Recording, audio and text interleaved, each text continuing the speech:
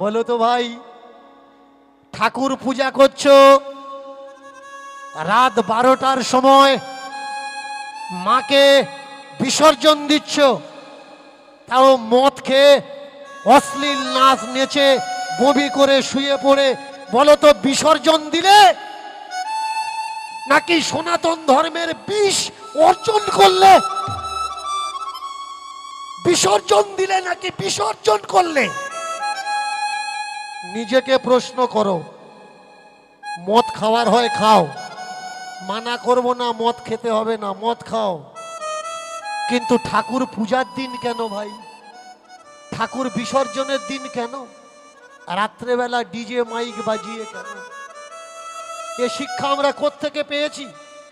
আমাদের বাবা ঠাকুর দ্বারা এই দিন দেখার জন্য আমাদের জন্ম দিয়েছিলেন, যে আমাদের দেবী দেবতাগুলো আনবো, পূজা করব, আর মদ খেয়ে রাত্রেবেলায় নাচতে নাচতে বলবো আসছে হবে। বলুন, এটা কি সভ্যতা? না ভাই। আসুন না, এই নোংরা ব্যবস্থা ফেলে আমরা নিজেদেরকে নতুন করে সাজিয়ে নিই, ঠাকুর তুলব, ঠাকুর পূজা করব। ঠাকুর বিদায় কখন দিতে হয়? সকাল 6টা থেকে দুপুর 10টার ভিতরে। ভালো করে মন দিয়ে শুনবেন, সকাল 6টার থেকে দুপুর 10টার ভিতরে। বিসর্জনটা কেমন ভাবে দেবেন? সবাই নতুন কাপড় পরবেন, শাঁখ কাঁসা উলুধ্বনি দিয়ে মাকে বরণ করবেন, আর করজোড় করে বলবেন, মা আবার একটা বছর তোমার জন্য অপেক্ষা করব। তুমি এসেছো আমাদের ঘরে, ধন ধানে পুষ্পে পুত্রে সন্তানে যেন পরিপূর্ণ হয়। মা যেতে যেতে তুমি আমাদের এই আশীর্বাদ করো, এই আশীর্বাদ করো মা, এই আশীর্বাদ করো। মদের জলে নয়, চোখের জলে মাকে বিসর্জন দাও। জগৎকে দেখাও যে বাংলাতে দেবী পূজা হয় মদ নিয়ে নয়, হাজার মতে, কিন্তু চোখের জলে। বলো তো, যুব সমাজ আজকের মদ খেয়ে পাগল হয়ে ঠাকুর বিসর্জন দিচ্ছে, বয়স্ক লোকগুলো বাড়ির থেকে বেরোতে পারছে না। বিসর্জন তো বিদায়ের দিন, সবাই দাঁড়িয়ে থেকে বিদায় দিতে হয়, কিন্তু কাকে বিদায় দিতে যাচ্ছি? সংস্কারের, সংস্কৃতির। আজকে সমাজে বয়স্ক মানুষরা সম্মান পাচ্ছে না। ছোট ছোট ছেলেরা বয়স্ক মানুষের কাছে দেশলাই চাচ্ছে, দাদা আছে নাকি? কোথায় আমরা, কোথায়? সোনার বাংলা, এই সোনার বাংলা সোনা তৈরি করবে কারা ভাই? সোনার টুকরো ছেলেরা। আসুন না, আমরা সবাই সোনার টুকরো ছেলে হয়ে যাই, বয়স্ক মানুষকে শ্রদ্ধা করি, সম্মান করি, ছোটদের ভালোবাসা দিয়ে একসঙ্গে দেবী মূর্তি পূজা করে কীর্তনের মহোৎসবে দাঁড়িয়ে মদ আমরা খাবো, কিন্তু অন্যদিন খাবো। মদ খাবো কিন্তু কেউ জানবে না, মদ খাবো, ঘুমিয়ে পড়বো। দুঃখ কষ্ট যে যার মনে আছে, মদ খাও, ঘুমিয়ে পড়ো। অন্যকে গালাগালি করা, অন্যকে কুৎসা করা, অন্যকে নিন্দা করা, এগুলো বাঙালির স্বভাব না। এই কালচারগুলোকে আমাদের বাদ দিতে হবে। আজকে চোর ঘাটন দাস জঙ্গলের ভিতরে ঘোড়া নিয়ে চলে গেছে, লুকাবে তো কোথায় লুকাবে? পিছনে ধাওয়া করেছে কারা? রাজ সৈন্যরা। ঘোড়া নিয়ে এ জঙ্গল ও জঙ্গল সে জঙ্গল, মালপত্রগুলো লুকিয়ে দিয়েছে এক জায়গায়, ঘুরে বেড়াচ্ছে। আর রাজ পুরোহিত ছদ্মবেশে খোঁজ নিতে নিতে নিতে নিতে এসে দেখে আজকের ঘাটন দাস কালী পূজা করবে। ওমা, মূর্তিটা রেখেছিল, যেমনি মূর্তিটা রেখেছে, লুকিয়ে গিয়ে মূর্তিটা অন্য জায়গায় সরিয়ে দিয়ে রাজপুরোহিত নিজে নিজে মা কালী সেজে কালী ঝুলি মেখে দাঁড়িয়ে আছে। ভালো করে মন দিয়ে শুনবে। কেন? ওই ঘাটন দাসকে ধরবে বলে হাতে নাতে। এবার ঘাটন দাস লোকজন নিয়ে মাকে পূজা করতে এসে ওই যে ভাগবত শুনেছিল কদিন আগে যখন বেল কাঁটা ফুটে গেছিল পায়, তিনটে জিনিস শিখেছিল। তিনটে জিনিস কি? দেবতাদের ছায়া মাটিতে পড়ে না, গলার মালা দোলে না, আর দেবতাদের ঘাম বেরোয় না। ও তো মা কালী সেজে দাঁড়িয়েছে, কে? রাজপুরোহিত ধরবে বলে। কখনো কখনো দেখবেন এরিয়ায় পাগল ঘুরছে, কারোর কাছে খেতে চাচ্ছে না, এখানে ওখানে পড়ে আছে, ভাবছেন ও পাগল। ও পাগল নয়, ও সিআইডি, পাগল সেজে ঘুরছে। কেন? চোর ডাকাত ধরবে বলে। আজকের ঘাটনকে ধরার জন্যে রাজপুরোহিত, ওমা বক্সটা একটু আমার দিকে ঘুরিয়ে দাও, রাজপুরোহিত মা কালী সেজে দাঁড়িয়ে আছে। অনেক ভক্ত রাত্রিতে এক জায়গায় হয়েছে, আর ভক্তরা সব করতালি দিয়ে মা গো তোমার পায়ে জবার মালা, মা গো তোমার পায়ে জবার মালা, ঠাই পেল মা বল। ওই জবার সঙ্গে নে না মা তুই আমার চোখের জল। মাগো তোর পায়ে জবা ফুল ঠাঁই পেয়েছে, ওই জবার সঙ্গে সঙ্গে আমার চোখের জলকেও তুই তোর পায়ে ঠাঁই দে না। মাগো তোর পায়েতে ঠাঁই পেল মা ওই জবা বল, জবার সঙ্গে দে না মা তুই আমার চোখের জল। জবার সঙ্গে নে না মা তুই আমার চোখের জল। জবার সঙ্গে নে না মা তুই আমার চোখের জল। জবার সঙ্গে নে না মা তুই আমার চোখের জল। মা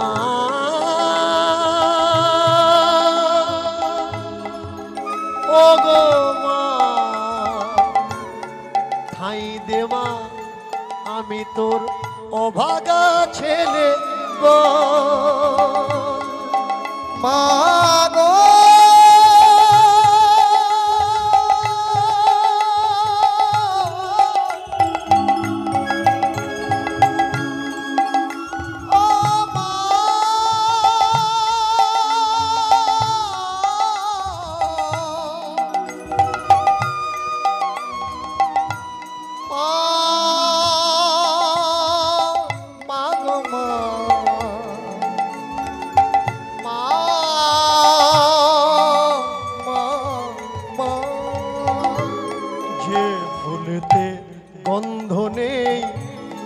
তাকে দিলি ঠাঁই, মাগো যে ফুলেতে গন্ধ নেই তাকে দিলি ঠাঁই। মাগো অধম আমি নরাধম আমি, অধম আমি নরাধম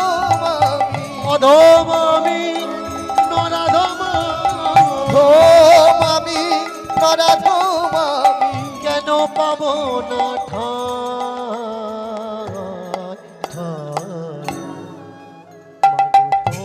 চরণে ঠাঁই পেল মা কেমনে জবাব, তোর চরণে ঠাঁই পেল মা কেমনে জবাব। তোর চরণে ঠাঁই পেল মা কেমনে জবাব। মা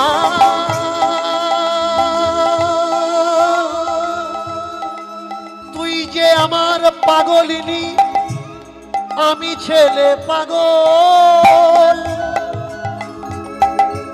মামা বলে ডাকি মাগো কেমনে পাবো গো। মামা বলে ডাকি মাগো কেমনে ও গো মা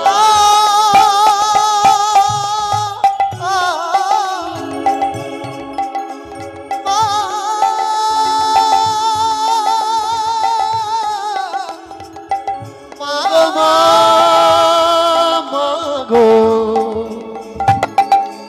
মাগো মাগো হাতের ওসি ফেলে দেবা আমি ফুলের মালা দেব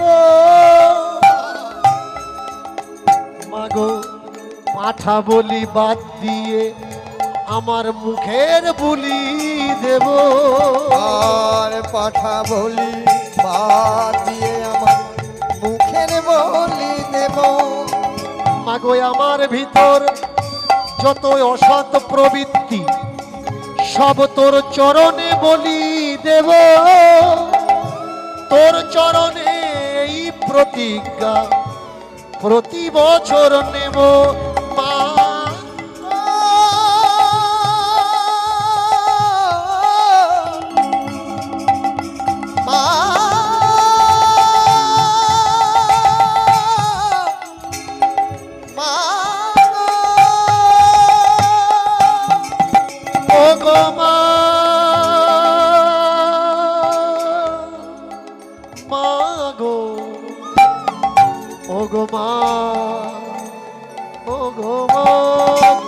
মাগো তোর চরণে জবা মাগো কেমনে পেলো ঠাই তোর চরণে জবা মাগো কেমনে পেলো ঠাই মাগো তোর চরণে জবা মাগো কেমনে পেলো মাগো তোর চরণে জবা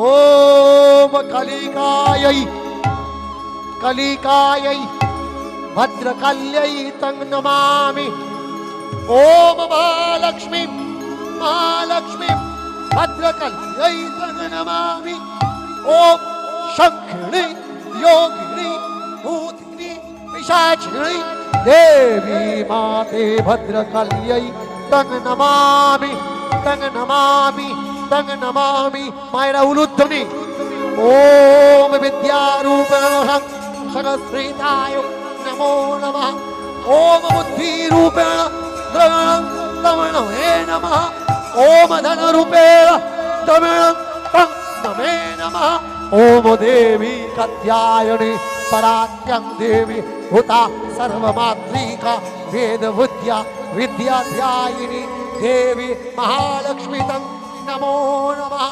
ओम शंख चक्र गदा शक्य गृहीत परमात्मा युधे प्रसीद वैष्णवे रूपे नारायणी नमस्तुते नारायणी नमस्तुते ओम शंख चक्र गदा शक्य गृहीत परमात्मा युधे प्रसीद वैष्णवे रूपे त्वं नारायणी नमस्तुते त्वं स्वाहा त्वं स्वाहा त्वं जगत्कारिणी ओम शांति शांति शांति रेव च बोलो काली मैया की काली मैया की काली मैया की ওমা সম্মুখে যজ্ঞের বেদি করে কাঠ ধরিয়ে দিয়ে আর ঘি দেওয়া হচ্ছে ভালো করে লক্ষ্য করবেন মা কালীর সম্মুখে যজ্ঞ বেদি তৈরি করে কাঠের উপরে ঘি দেওয়া হচ্ছে এবার ঘির আগুন দাউ দাউ দাউ দাউ করে জ্বলছে সম্মুখে যদি আগুন জ্বলে গরমের সময় বলুন তো গায়ে থেকে ঘাম বেরোবে কি বেরোবে না কি মায়েরা গায়ে থেকে ঘাম বেরোবে যেই গায়ে থেকে ঘাম বেরুচ্ছে সঙ্গে সঙ্গে ঘাটন দাস মায়ের দিকে তাকিয়েছে অসভ্য না এ যদি দেবী হবে এর গা থেকে ঘাম বেরোবে কেন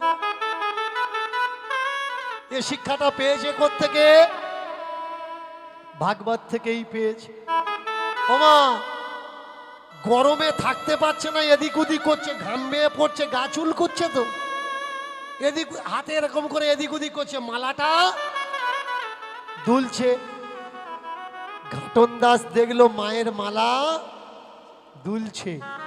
শুধু তাই নয়, যজ্ঞবেদীর আগুনের প্রবাহটা, শিখাটা যেই লম্বা করে উঠেছে, মায়ের ছায়াটা গিয়ে দেয়ালে পড়েছে।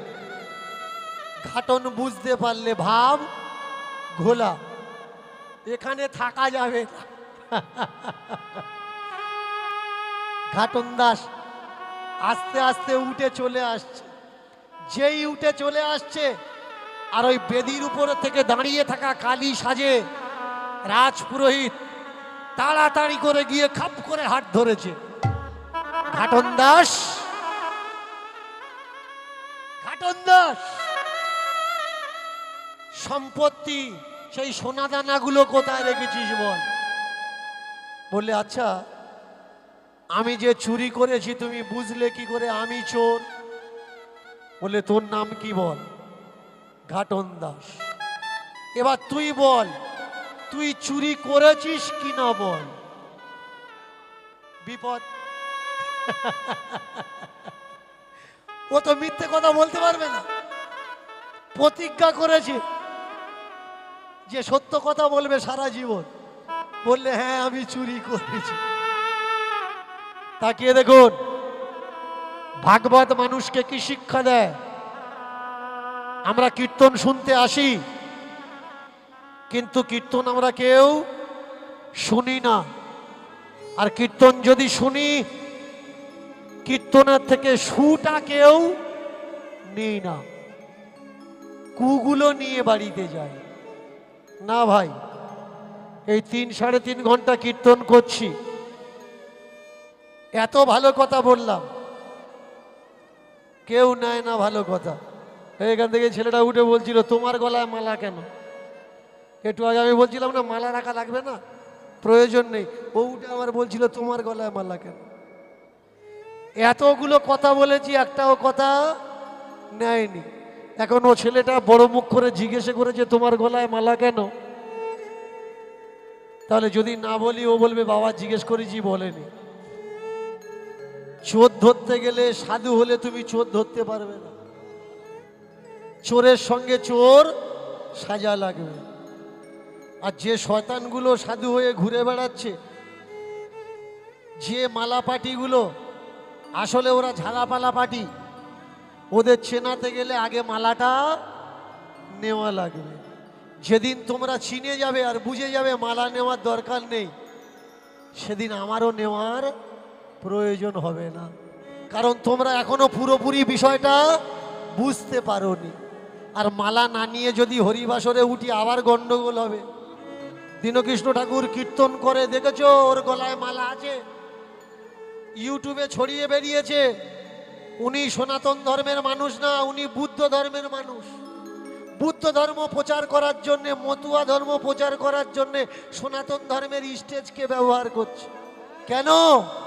তোমাকে উস্কানি দেওয়া হচ্ছে, যাতে তুমি দীনকৃষ্ণ ঠাকুরের কথাকে ঘৃণা করো, ইগনোর করো না। ভাই, তারপরেও আজকে সমাজ দেখলে বোঝা যায় সত্যের শক্তি বেশি নাকি মিথ্যার শক্তি বেশি। আজকে রাত জেগে খেয়ে না খেয়ে জায়গা ধরে বসে আছেন কিসের জন্য? মিথ্যা শোনার জন্য না সত্য শোনার জন্য? জোর করে বলুন, কোনটা শোনার জন্য বসে আছেন? তাই তো লজ্জা ঘৃণা ন ভয়, 3 থাকতে সত্য নয়। সত্য বলতে গেলে অনেক আঘাত আসবে, আঘাত পরোয়া করলে হবে না। সত্য শুনতে গেলে অনেকে অনেক কথা বলবে, কারোর কথায় কান দিলে হবে না।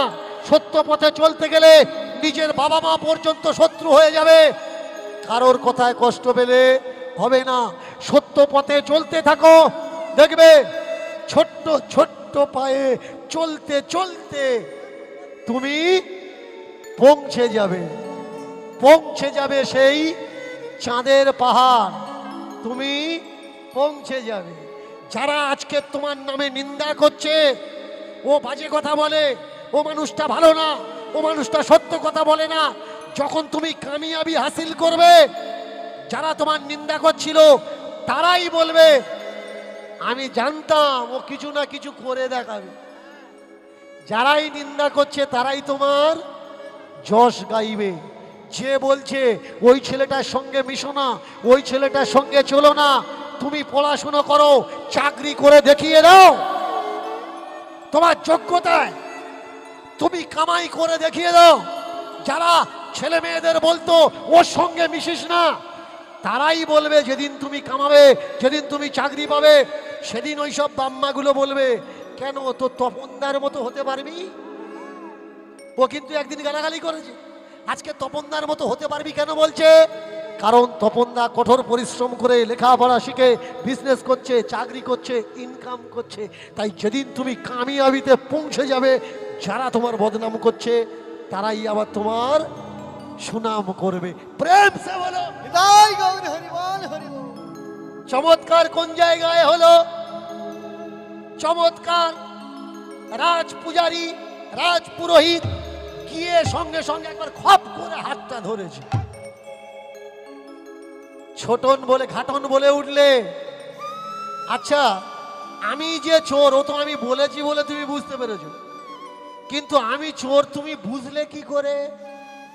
বললে শোনো, সেনাপতির পোশাক পরে চোর কখনো রাজদরবারে গিয়ে বলে না আমি চোর।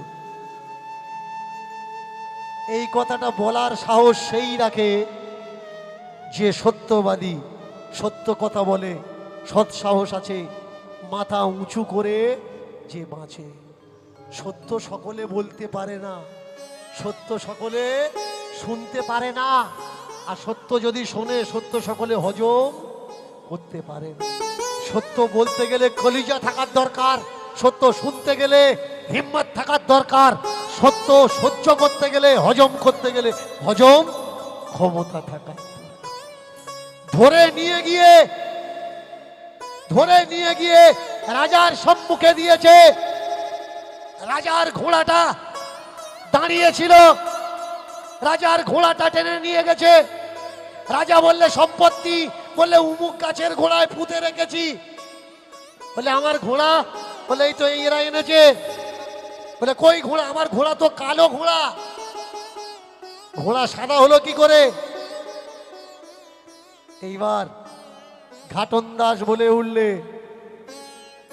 মহারাজ ভগবান বলে কেউ আছে কিনা জানি না, যখন মায়ের পূজা করতে বসছিলাম আর বুঝতে পেরেছি আমি ধরা পড়বো, পালিয়ে যাচ্ছিলাম, তখন মাকে বলেছিলাম মা আমি যেন ধরা না পড়ি। তাই রাজার কালো ঘোড়ার রংটা মা করুণা করে কৃপা করে সাদা করে দিয়েছে, রাজার সৈন্যরা যাতে ধরতে না পারে। কিন্তু সত্য কখনো চাপা থাকে না, অসৎ বুদ্ধি দিয়ে সমাজকে কখনো মঙ্গল করা যায় না। শুনুন মায়েরা, চমৎকার বিষয়। চমৎকার বিষয় কি?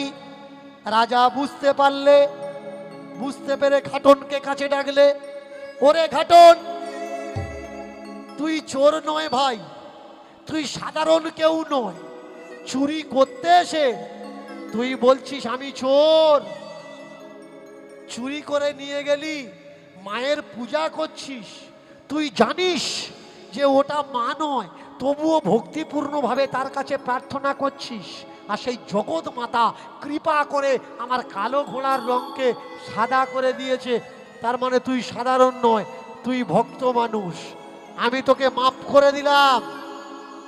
আর আজ থেকে তুই যাতে চুরি না করিস, বল কোথার থেকে কোন পর্যন্ত তোর জায়গা জমি দরকার বল, সেই পর্যন্ত আমি তোকে জায়গা জমি দিয়ে দেব।